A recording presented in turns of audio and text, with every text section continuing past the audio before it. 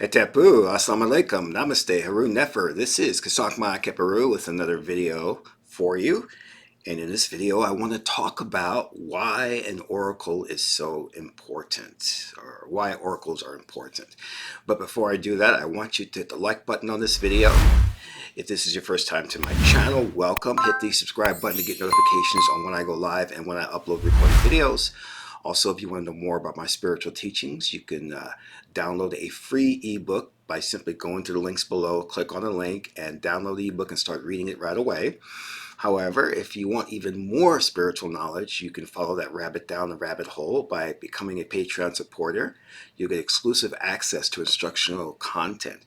These are videos on the esoteric, videos on how to contact the ancestors, how to invoke spirits for your protection, how to do a money ritual, how to do self-hypnosis, different types of mantras to use, and divination. If you are an Acer level supporter, you'll get all your oracle readings for free. And you can cancel at any time. So become a Patreon supporter today. Last but not least, share this video with family and friends so we can get this revolution started. Haru Nefer. So I wanted to talk a little bit about oracles, and this is going to be a short video, because oracles are a very important part of spiritual tradition and our ancestors. We know that the ruling elite has eradicated the use of oracles because oracles were a way to contact source or God or Yahweh on Neteh and get divine guidance. You see many Christians talk about following the word of God, but the true way to do that is by doing an oracle reading. And based on an oracle reading, you will follow the advice and you'll be success in life. Many people know oracles from the movie The Matrix and things of that nature. And there are many, many different forms of oracles.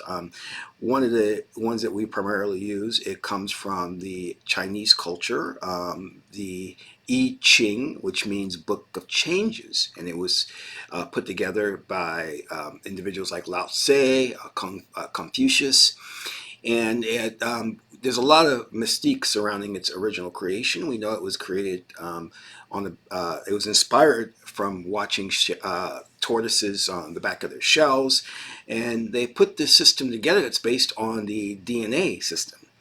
And basically, the modern way we're doing it used to be back in antiquity, you use Yahweh sticks, but the modern way we're doing it is using pennies or Chinese coins. You cast these pennies or coins, and based on how they fall, they would prescribe a certain line, and that line will give you counsel on what to do next. You see, when you're reading the Bible, it's very generalized, outdated information.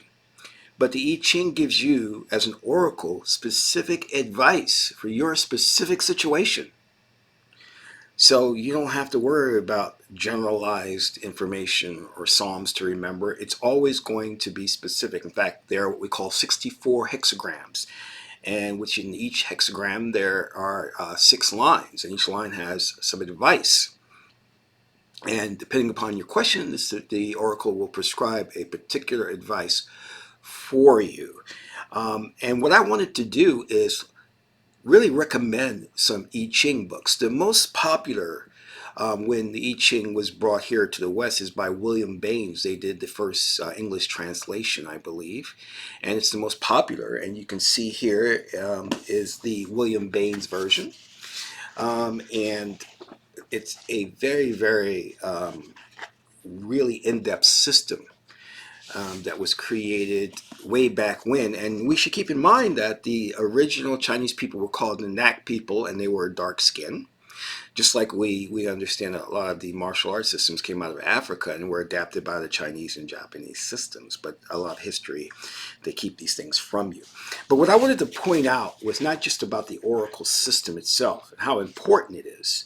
I mean, if you're in a relationship or thinking about getting into a relationship, if you're married, you should have an oracle in your house to go to for advice and counsel.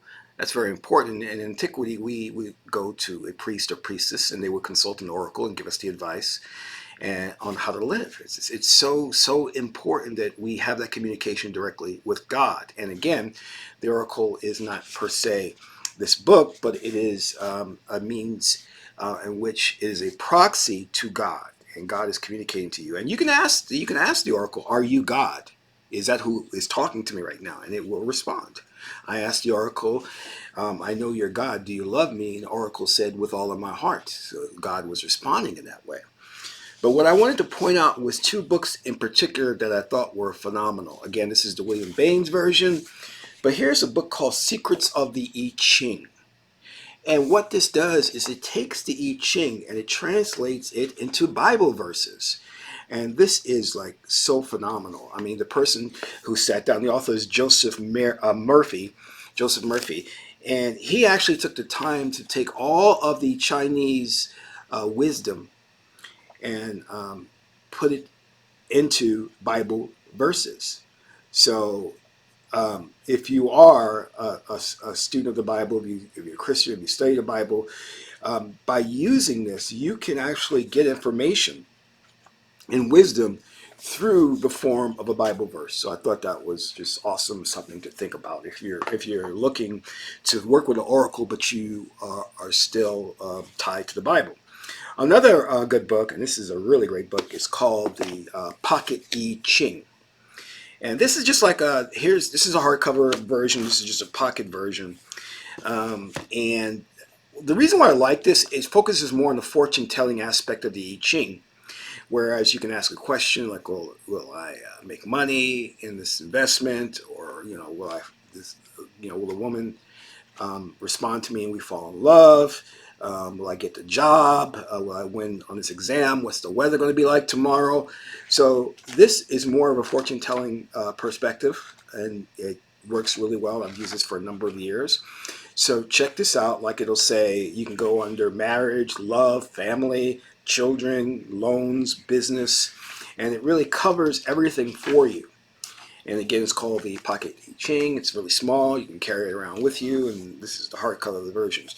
And then there are other books. One of the popular one is called the Anthology of the I-Ching, which is a really intense book, which deals more with the I-Ching, like from an astrological perspective. If you're into that, and you can get into, your natal chart and understanding it from the 64 hexagram perspective.